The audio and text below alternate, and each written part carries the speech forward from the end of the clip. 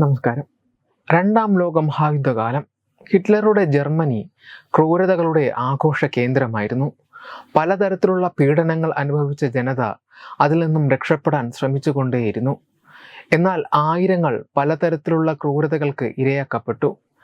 നാസികളുടെ ക്രൂരത ആൻ ഫ്രാങ്കിന്റെ ഡയറിക്കുറിപ്പുകളിലൂടെ പിന്നീട് ലോകമറിഞ്ഞു.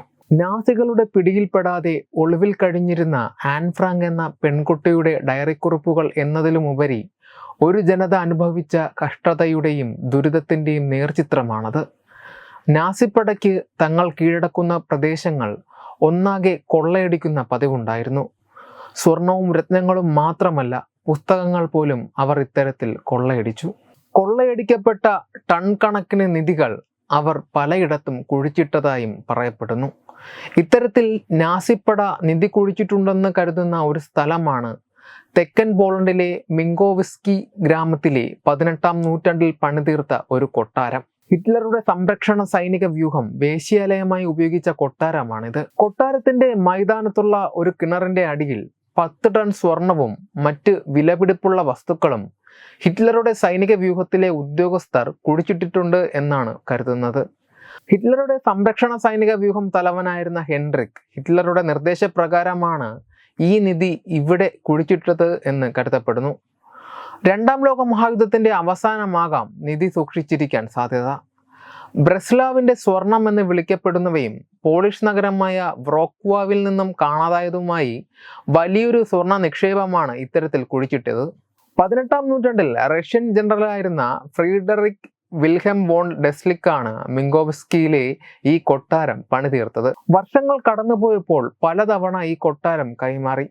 പലർ ഇവിടെ ജീവിച്ചു. യുദ്ധാനന്തരം റെഡ് ആർമിയും പോളിഷ് സൈന്യവും വ്യത്യസ്ത സമയങ്ങളിൽ ഈ കൊട്ടാരത്തിലുണ്ടായിരുന്നു. ഈ പ്രദേശത്ത് താമസിച്ചിരുന്ന സമ്പന്നരായ ജർമ്മൻ വംശജരുടെ സ്വകാര്യ ശേഖരത്തിൽ നിന്നുള്ള ആഭരണങ്ങളും വിലപിടിപ്പുള്ള വസ്തുക്കളും ഹിറ്റ്ലറുടെ സൈന്യം കുഴിച്ചിട്ട ഈ നിക്ഷേപത്തിലുണ്ടെന്ന് കരുതുന്നു. യുദ്ധത്തിൽ മുന്നേറുന്ന റെഡ് ആർമി ശത്രുക്കളാൽ കൊള്ളയടിക്കപ്പെടാതിരിക്കാൻ അവർ കൈയടക്കിയ സ്വത്തുക്കൾ സംരക്ഷണ സൈനിക വ്യൂഹത്തിന് കൈമാറിയിരുന്നു. ഈ അടുത്ത കാലത്തായി കൊട്ടാരത്തിൽ നിന്നും കണ്ടെത്തിയ രഹസ്യരേഖകളിലൂടെയാണ് നിധി കുഴിച്ചിട്ട സ്ഥലം കണ്ടെത്തിയത്. സംരക്ഷണ സൈനിക വ്യൂഹത്തിലെ ഉദ്യോഗസ്ഥന്റെ ഡയറിയും കൊട്ടാരത്തിലെ ഉദ്യോഗസ്ഥരുടെ പിൻഗാമികളിൽ നിന്ന് ലഭിച്ച മാപ്പുമാണ് നിധി കുഴിച്ചിട്ട സ്ഥലത്തെ തിരിച്ചറിയുന്നതിൽ നിർണായകമായത്. മിങ്കോവ്സ്കിയിലെ കൊട്ടാരത്തിൽ ജോലി ചെയ്തിരുന്ന പെൺകുട്ടികളിൽ ഒരാൾക്ക് വോൺ സ്റ്റെയിൻ എന്ന മുതിർന്ന സംരക്ഷണ സൈനിക വ്യൂഹം ഉദ്യോഗസ്ഥൻ എഴുതിയ കത്താണ് രേഖകളിൽ പ്രധാനം. അതിൽ നിധിയെക്കുറിച്ച് പറയുന്നുണ്ട്. മിങ്കോവ്സ്കിയിലെ നിക്ഷേപം മറച്ചുവെക്കുന്നതിൽ നിരവധി പേർ പങ്കെടുത്തു. അതിലൊരാളാണ് നേരത്തെ പറഞ്ഞ വോൺ സ്റ്റെയിൻ. കൊട്ടാരത്തിൽ അയാൾക്ക് ഒരു കാമുകി ഉണ്ടായിരുന്നതിനാൽ അയാൾ അവിടെ തന്നെ നിൽക്കുകയായിരുന്നു. സ്ഥലത്തിന്റെ പ്രത്യേകത കാരണം സംരക്ഷണ സൈനിക വ്യൂഹം ഉദ്യോഗസ്ഥർ സ്ഥലം ഇടയ്ക്കിടെ സന്ദർശിച്ചിരുന്നു. ഒളിത്താവളത്തിൽ ശ്രദ്ധ പുലർത്തുവാൻ വോൺ സ്റ്റെയിൻ നിയോഗിച്ച രക്ഷാധികാരിയായിരുന്നു ഇംഗെ എന്ന യുവതി. സംരക്ഷണ സൈനിക വ്യൂഹത്തിലെ ഒരു ഉദ്യോഗസ്ഥനുമായി അവൾ പ്രണയത്തിലുമായിരുന്നു. എന്നാൽ 1945-ൽ രണ്ടാം ലോക മഹായുദ്ധത്തിന്റെ അവസാനം റഷ്യക്കാർ ഈ പ്രദേശം കീഴടക്കി. തുടർന്ന് 2 മാസക്കാലത്തോളം കൊട്ടാരത്തിലുണ്ടായിരുന്ന നാസികൾക്ക് സമീപത്തെ കാട്ടിൽ ഒളിജീവിതം നയിക്കേണ്ടി വന്നു.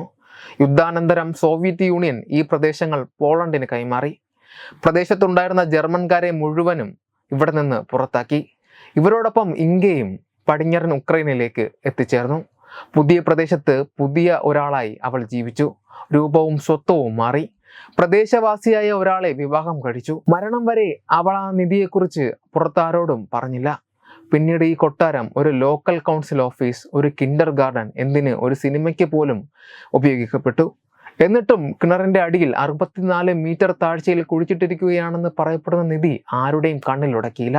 പിന്നീട് കത്തുകളും മാപ്പുകളും പുറത്തു വന്നതോടെ ഒത്തിരി നിധിവേട്ടക്കാരുടെ സ്വപ്ന ഭൂമിയായി ഈ കൊട്ടാരം മാറി.